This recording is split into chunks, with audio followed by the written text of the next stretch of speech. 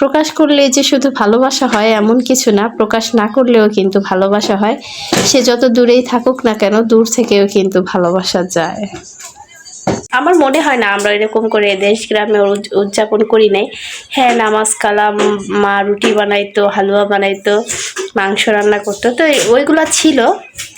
কিন্তু ঢাকায় দেখা যায় এই যে নতুন জামা পরে, তো যার যেরকম আছে সে এরকম করে করে। কিন্তু দেখলাম যে সব বাচ্চারা আজকে হচ্ছে নতুন কাপড় পরছে, তো আমরা হচ্ছে আগে পরে ওরকম করে কোনো ছিল না পরিকল্পনা। হঠাৎ করে দেখলাম, এরপরে হচ্ছে ফাতেমা খুব মন খারাপ যে ওরা সবাই নতুন জামা পরছে, আমার নতুন জামা কই। তো এরপরে আমার কাছে নতুন জামা চাইছে, আমি অন্য জামা বের করে দিছি, অনেকগুলা জামা আছে ফাতেমার। অবশ্য ফাতেমা ওই জামা আর কি পরবে না, ওর নতুন জামা লাগবে। তো আমি বললাম আমরা তো নতুন জামা কিনি নাই, নতুন জামা কিনে দিব না, তোমার বাবা আসলে বলবো না, কিন্তু তুমি এখন এইটা পরো। পরে নাই, মন খারাপ করে শুয়েছিল। ওর বাবা হচ্ছে কাজে থেকে আসছে, আসার পরে এই যে এই ফুলটা নিয়ে আসছে মেয়ের জন্য, আর অনেক কিছু নিয়ে আসছে। তো এরপরে হইতেছে তাও ওর মন খারাপ, ও মানে ওর বাবার দিক তাকাইতেই আছে না। পরে ওর বাবা জিজ্ঞেস করলো আমাকে যে কি হয়েছে, বললাম যে এরকম এরকম। ও তো সেই নতুন জামার জন্য মন খারাপ করে আছে।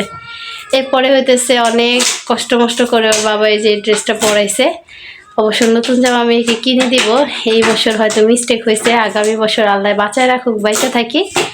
তো আপনাদের দোয়া ভালোবাসায় সবাই যেন সুস্থ থাকি, ভালো থাকি। আগামী বছর মেয়েকে নতুন জামা কিনে দেওয়ার চেষ্টা করব। তো গাইস, আপনারা সবাই আমাদের সাথে থাকুন। হ্যালো এভরিওয়ান, আসসালামু আলাইকুম। আপনারা সবাই কেমন আছেন? আশা করি যে যেখানে আছেন সুস্থ আছেন, ভালো আছেন। জি আলহামদুলিল্লাহ, আপনাদের দোয়া ভালোবাসায় আমরা অনেক ভালো আছি। তো চলে আসলাম নতুন আরেকটি ব্লগ ভিডিও নিয়ে।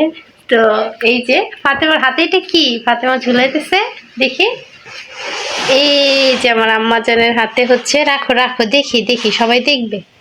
এই যে এটা হচ্ছে ভালোবাসার লাল গোলাপ। তো সবাইকে লাল গোলাপের শুভেচ্ছা। আর এই ফুলটা তোমাকে কে দিছে?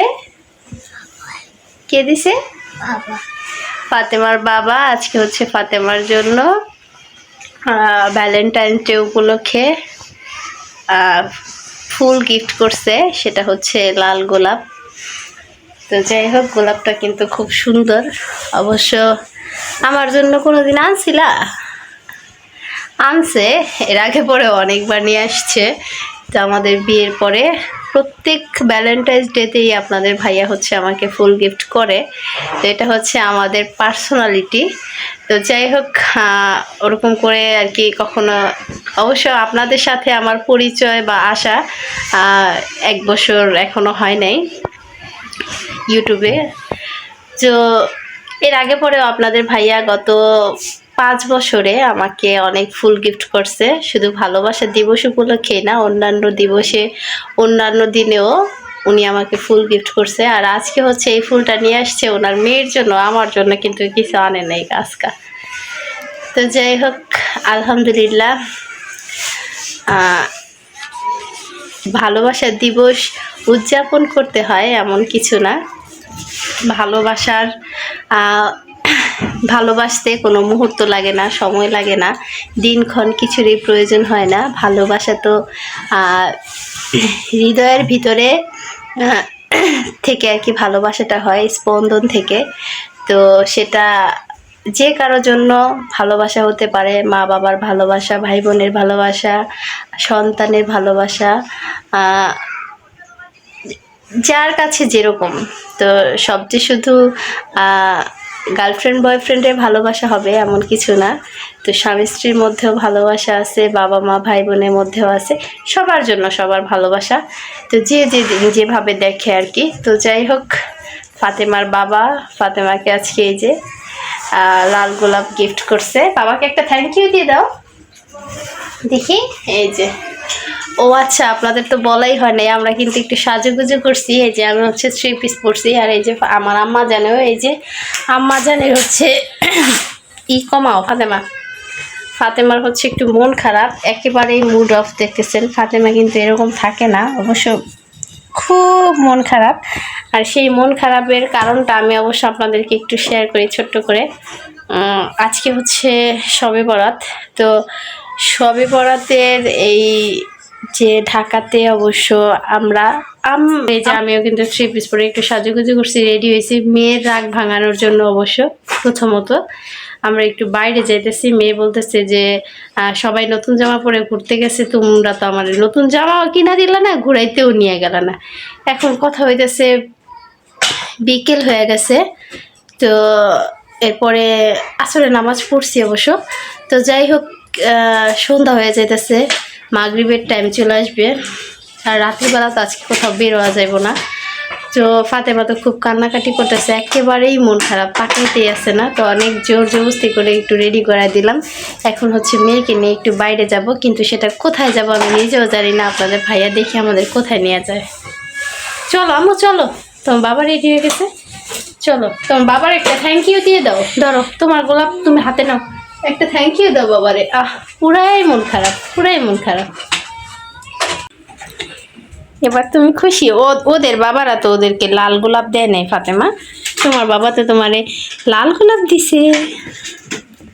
সুন্দর না গোলাপটা? দেখি অনেক সুন্দর কিন্তু, দেখি ধরো। কাটাগুলো সব পাতা কাটা তোমার বাবা ফালাই দিচ্ছে যাতে তুমি ব্যথা না পাও। এই যে আজকে হচ্ছে ফাতেমার বাবা আমাদেরকে বাইরে নিয়ে যেতেছে, জানি না কোথায় নিয়ে যেতেছে। ফাতেমার তো একটা গোলাপ গিফট করছে, আমার অবশ্য সত্যি কথা কোনো কিছু গিফট করে নাই। মেয়ে যে রাগ করে আছে, এই যে আমার আম্মা জান থ্যাংক ইউ থ্যাংক ইউ। তো এখন আমরা বাইরে যেতেছি, আপনারা সবাই আমাদের সাথে থাকুন, পুরো ভিডিওটি দেখতে থাকুন, আশা করি ভালো লাগবে।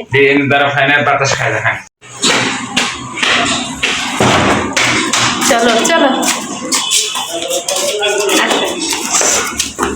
চলে আসছি। তো আমাদের হচ্ছে ফাতেমার বাবা একটু বাইরে নিয়ে যেতেছে, তো কোথায় নিয়ে যেতেছে সেটাও কিন্তু ওরকম করে জানি না অবশ্য।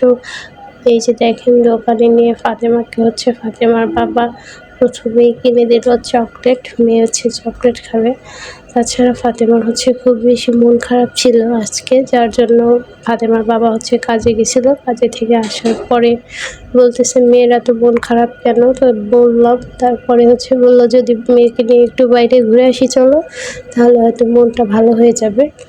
তো এই যে দেখেন এরপরে চলে আসলাম হচ্ছে আমরা ফুচকা খাওয়ার জন্য। ফুচকা, হালিম, এখানে চটপটি সব কিছু পাওয়া যায়। তো এই ভাইয়াটা হচ্ছে ফুচকা, ঝালমুড়ি, চটপটি বিক্রি করে।